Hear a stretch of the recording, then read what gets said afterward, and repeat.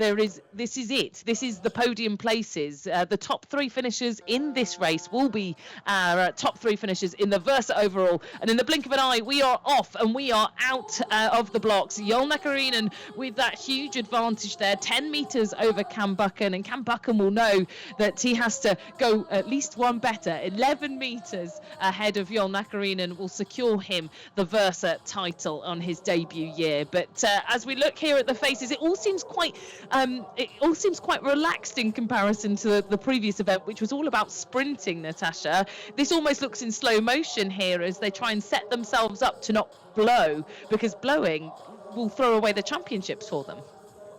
Absolutely. I think the key here will be looking at those 10-meter differences between them. If they are tied, seeing that they are in the same, 10-meter deficit with Matthew Seavey and Angie Tomlinson, both in the 70s there back, it'll be really key not to lose that 10 meters you have on the next person in line. Yeah, and we can see that, look, as we go down the board, so Naukkarinen has opened up almost 20 metres over that initial 10 metres he had, but look at the gap closing between Maciej Zawojski and Anders Meskestad Jacobsen. That's closed from 10 metres down to something more like 4 or 5 metres here, Natasha. So I think we could see these positions starting to chop and change within the leaderboard.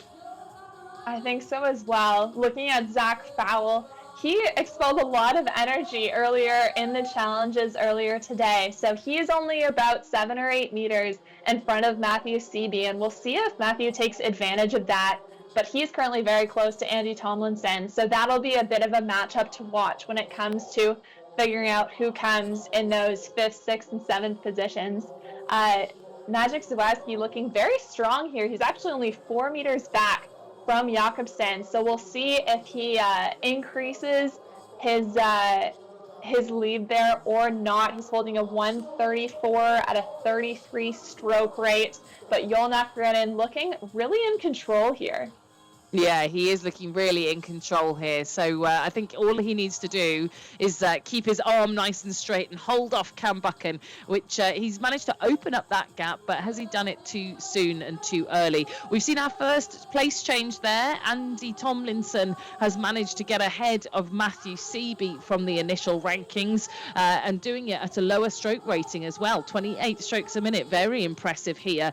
As we come towards 1,000 metres, a halfway point here, a check-in point for them to assess, see how they're feeling and see how close they are to that podium for the Versa Challenge 2024.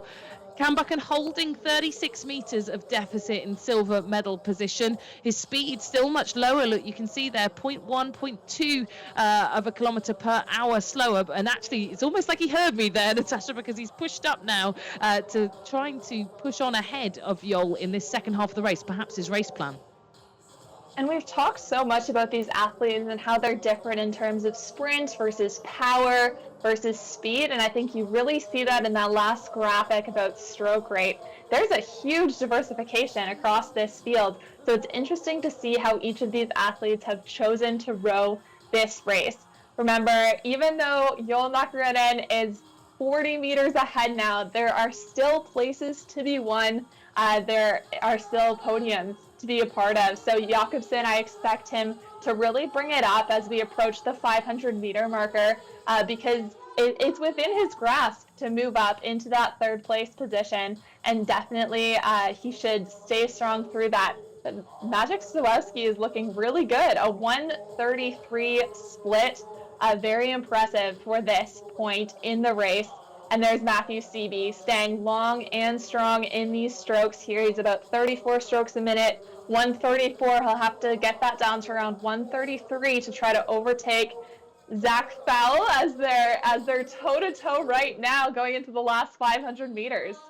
Yeah, this is so interesting seeing all these places shuffle out, and this will be the record in your history. It will be this result which will determine where you were in the Versa Challenge 2024. So all of them jostling for position all the way down the rankings. Seavey overtaking Fowle for 6th. We've then got Zawojski still ahead of Jacobsen, who's allowed that to slip away, that podium place, to allow the Polish athlete to creep through and get himself onto the podium. 36 meters still for Cam Buchan in second position. It's so static. He just can't change that deficit no matter how hard he tries. And with only 240 meters to go for Joel Naukkarinen, time is running out for anyone to swoop in and take that title away from him. And I think with every stroke that he takes, he's now even pushing out the meters on Cam Buchan and almost writing his name on that trophy as we speak. Natasha, I'd be pretty confident if I was World Rowing starting to carve in the name Joel Naukkarinen.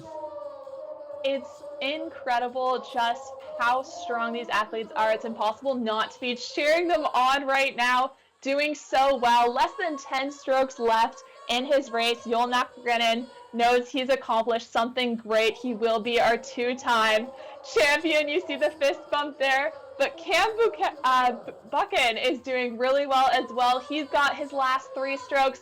They know there's 10 strokes left, and they are completed the Versa Challenge. So there's huge cheering, I'm sure, in the O2 Universum. Right now, huge rounds of applause. What a finish from these athletes. A couple close finishes as well. And let's take a look at those times. 5:46. Isn't that incredible after doing all of the different Versa challenges? We had, I think, our top 5 under 6 minutes for this.